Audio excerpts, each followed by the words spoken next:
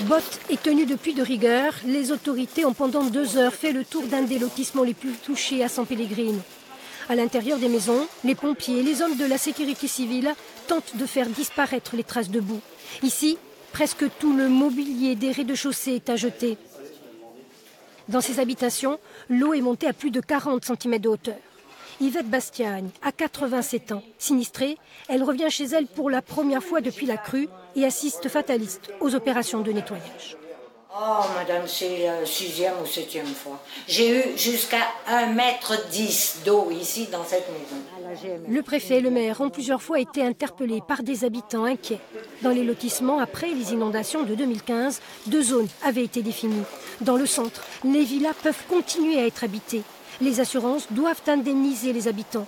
Près de l'embouchure et de la mer, en revanche, 26 maisons sont vouées à disparaître. Et face au montant d'indemnisation jugé trop bas, le préfet l'a rappelé aujourd'hui, les négociations sont en cours. C'est l'État qui rachète la maison qui va être démolie. Donc il y a une négociation qui peut parfois être un peu compliquée, mais on y arrive. C'est la direction des territoires et de la mer, c'est les finances publiques qui y travaillent.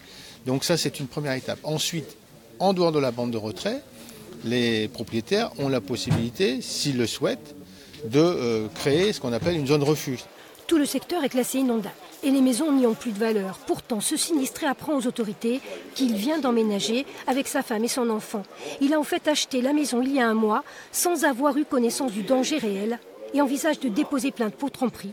Il demande l'annulation de la vente. On m'a jamais dit qu'il y arrivait des vagues de 1,50 m, de 2 mètres de truc. Sinon, j'aurais jamais acheté une maison comme ça, moi. Je ne comprends pas à l'heure actuelle comment on a pu vendre une maison dans un état comme ça, en sachant qu'il y a des inondations énormes. Énorme, c'est le cas. Les parcelles situées derrière le lotissement s'appellent d'ailleurs à Viumar, la crue. Toute la zone est en fait le déversoir naturel des eaux du Fiumai.